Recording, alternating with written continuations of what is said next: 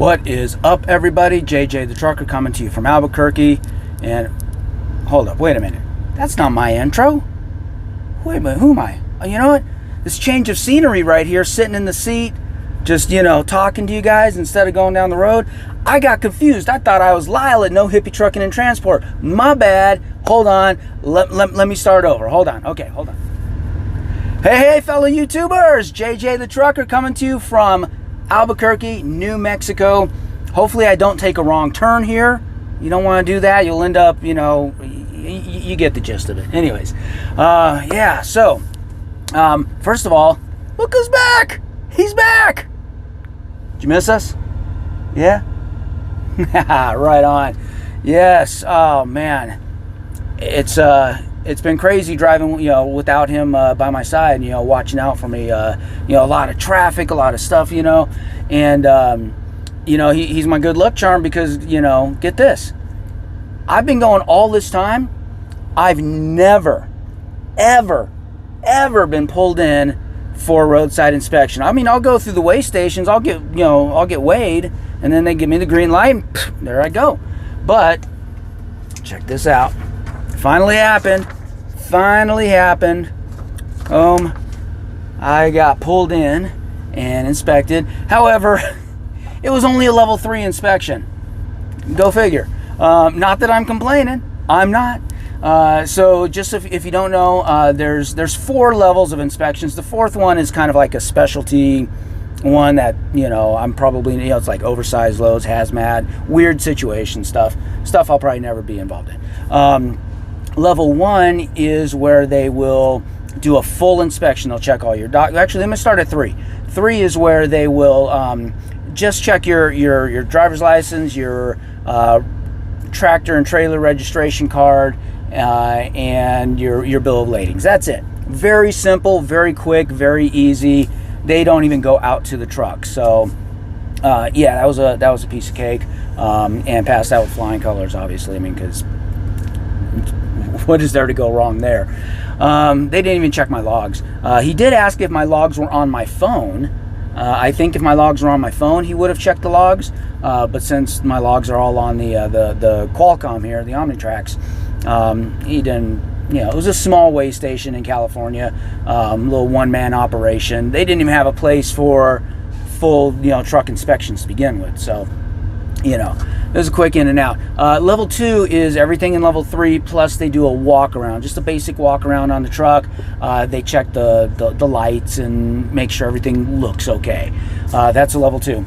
Level 1 is that thorough inspection of the truck. They go underneath, they're checking your brakes, they're checking the this, checking that. I mean, they're checking everything. Full, complete inspection. That's a level 1. I'm not really worried, other than the time. It just takes time to do it. But other than that, I'm not worried about any of those inspections because brand new truck, I keep it, maintained. I do my daily inspections. So, my logs are probably the only thing that I would really be kind of worried about. And I think I'm doing my logs properly. I've been to the logs class at Prime. So, I mean, I think I'm doing everything fine. But there's so much that you hear about. Well, you got to do this. No, you got to do it this way. No, you got to do it that way. It's like, what's the real answer? And you try and read the FMCA manual on it. Man, that stuff's all Latin. I don't, you can only follow legal mumbo jumbo. You have to be an attorney to really fully understand it. So who knows? We'll see what happens if I ever get inspected with the logs. I'll be sure to let you guys know. So without him on the hood, I get pulled in. But again, easy inspection, passed, no worries. What's been happening? So last I left you, I was heading up to Roseville, taking my rider by my side. Nope, that's Rosedale, my bad. Let's see what happened. Oh, that was just a quick delivery at a retail location. Sometimes I mentioned you gotta do those trailer swaps and stuff. This one, none of that. Piece of cake. The worst in there was they didn't sweep out the trailer like this place is supposed to do. But nobody ever does that. They leave it up to us to do. So I had to clean out the trailer and all that stuff. Not a big deal. And then not too much of a deadhead to pick up my next load. which was essential items. Once again, I'm running essential items. Beer for Sierra Nevada. Yeah, essential items. And that took me all the way from Northern California down here to Albuquerque, where I'm sitting right here at the dock making the delivery. And this one paid well. I mean, it paid really well. Like, for Prime standards, it paid very, very well. Not disappointed at all. Now, remember I had been telling you about the how they wanted to get me a short run that, you know, delivered on a Wednesday so that they could get it on this paycheck to help get me out of the negative. Fortunately, I had told them, you know, not a big deal to me. Don't worry about that. Give me a good load. And that's what they did. They got me a good load instead of that. So it's Thursday right now. So we're after the payroll cutoff. This is going to go not on tomorrow's check, but on the following. So tomorrow's check, I'll probably, you know, what I did will probably cancel out the negative or come close to it. It'll be, you know, if there's any money on the check, it'll be a small amount. There could be a small negative. We'll just have to see how it goes. Been in California, so California fuel price is a little elevated. So we'll see how that goes. Anyway, but this load, man, this load's great, and it starts me off on a great week for this week. You know, starting off on a Thursday with a good chunk of revenue already in there, and I've already been pre-planned already. Now, when you go to Albuquerque, New Mexico, that's a consumer state. You know, New Mexico is pretty much a consumer state. Some beef and cattle out here, but Albuquerque specifically is, you know, you check in, but you're not leaving with anything. So I do have to deadhead out to Texas, out south of Amarillo. It's not too bad, and then I'm heading to the southeast to Georgia to make 2 deliveries.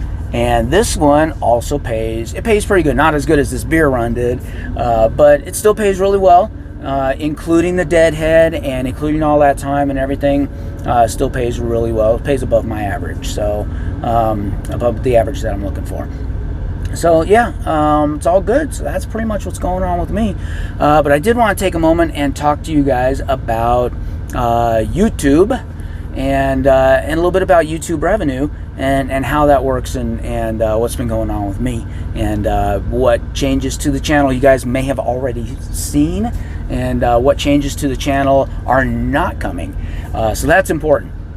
So, you know, when I first started YouTube, it was on day zero of my trucking career, meaning it wasn't even the first day. It was the day I was leaving home at the airport. I was at McCarran Airport, leaving to go to orientation at Prime.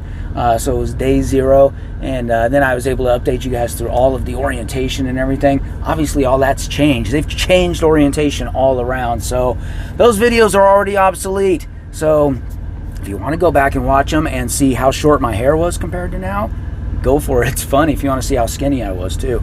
I'm losing the weight. It's coming back down, but slow but sure. So the whole intention of YouTube was initially to just keep my friends and family in the loop of what was going on, how I was doing, you know, former coworkers and stuff like that. And you know what? If I can make some extra revenue off of that, then fantastic, because, you know, coming into trucking, there wasn't a whole lot of information about how the pay was, and the information that I was finding on the pay wasn't that great. I mean, I was getting information like, you know, your paychecks are going to be like $700 to $900 a week. $1,200 was a great week. You know, and this is, again, not for the experienced people who have their own authority or, you know, running for a company that's looking for experienced people where you're doing everything on your own. This is for a fleet company, okay? A major fleet, the Prime, CR Englands, Knights, Swifts. Swift was never on my radar, sorry guys. You know, Rail, you know, those types of places. And it was being a company driver. So, you know, being a lease op, I knew I'd be making a little bit more, but, you know, more risk. So, you know, and you have to do your own maintenance. So I figured, okay, it'll probably balance out to about the same. I don't really know, but that's going to be a little tight on my budget. I'll still be all right. But hey, if I can get some extra YouTube revenue, then yeah, that'd be fantastic. I hear people making buku bank on YouTube, right? Turns out it was just completely all the opposite. I'm making buku bank driving for Prime, coming in with no experience, zero experience driving, and I'm making some good money. Now, obviously, you can make a lot more money, being an independent owner-operator, or if you don't have a truck payment and all that stuff. Yeah, we all know, I don't need all the comments and all that stuff.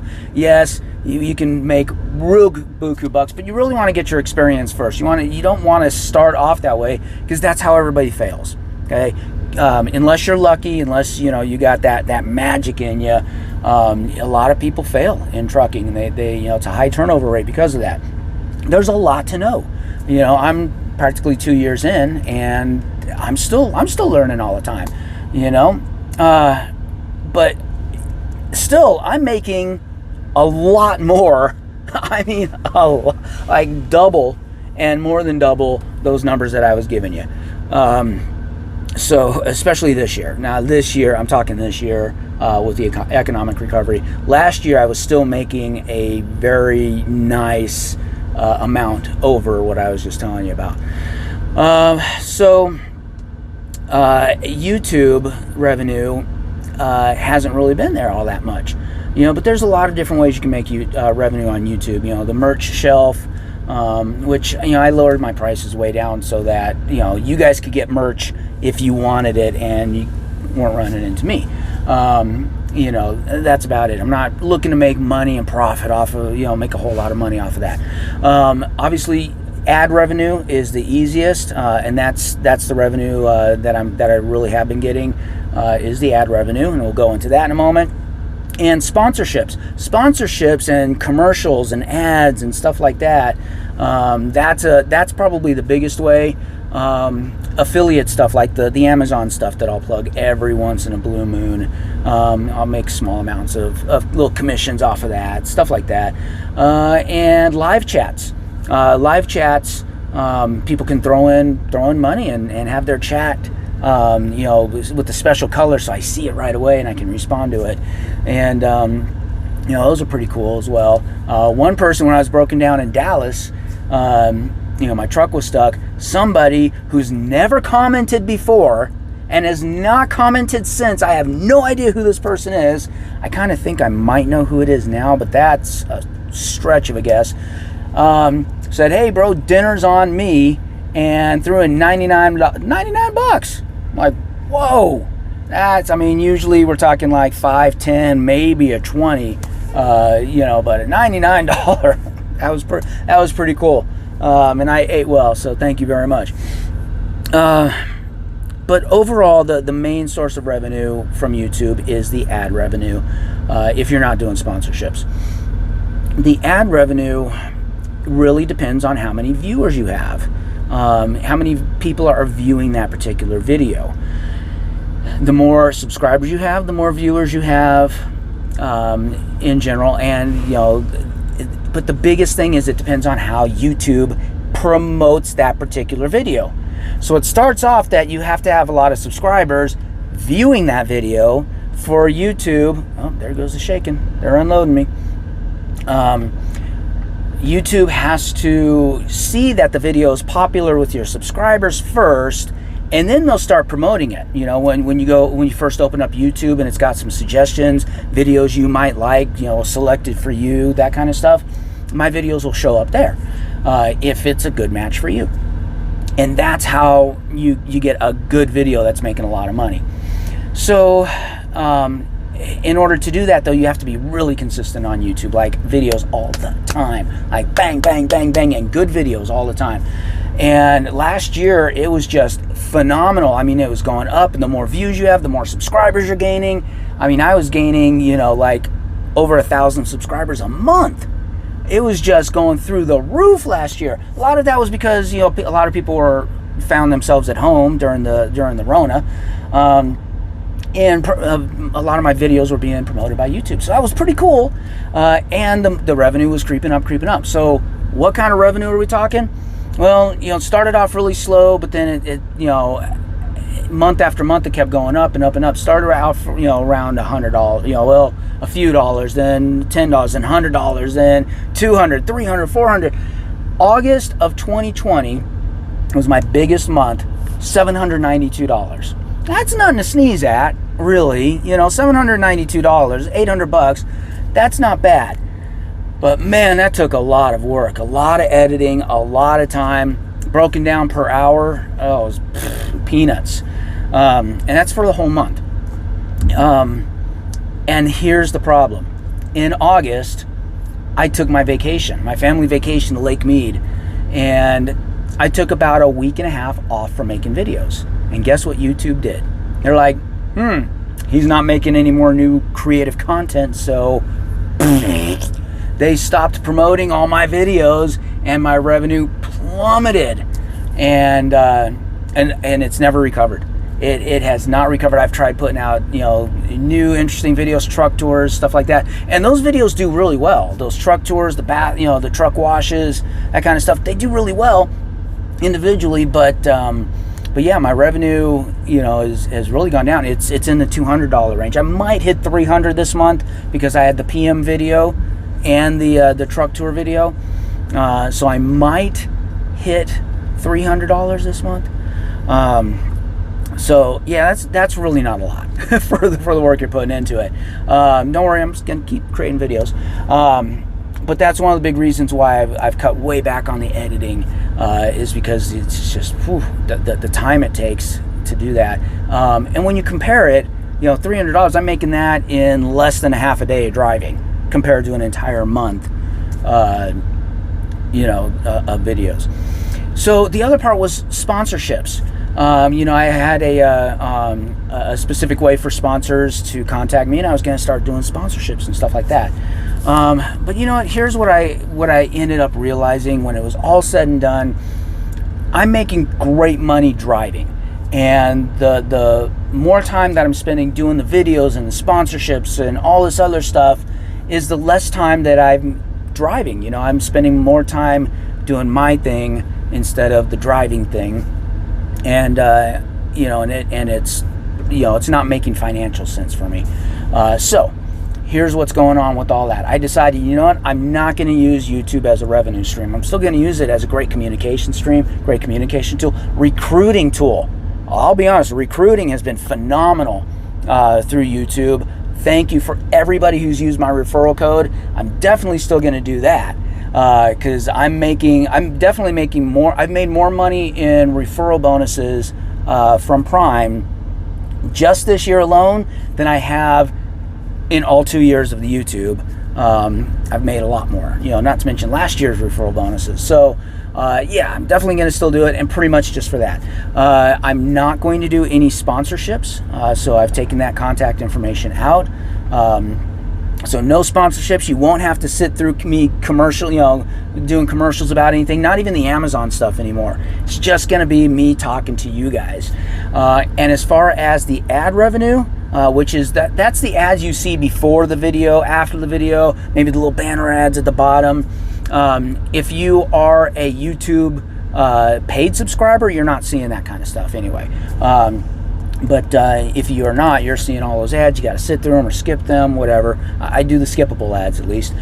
So I'm changing that around. Any of my big videos, like the truck tours, the PMs, the educational videos that's going to appeal to a wide audience, I'm going to go ahead and include and go ahead and do the same ad-based revenue on those.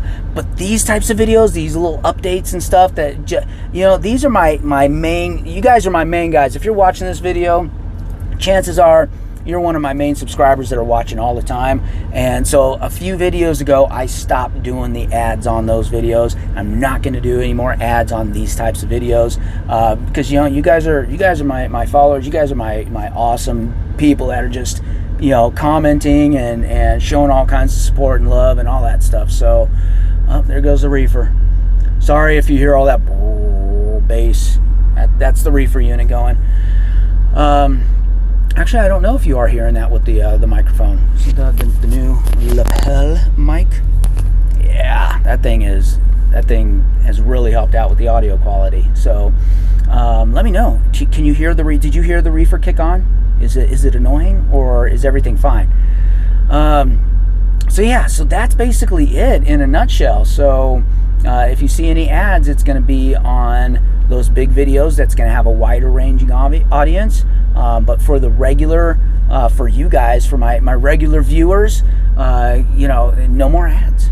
No more ads. No sponsorships. No Amazon plugs. No plugs for anything else that's paid. If I'm plugging something now, it's because it's an awesome thing that I think is awesome, would be awesome for you guys, and I'm doing it just to share info, not to be paid for it. So hopefully you guys enjoy that. Let's see, anything else going on?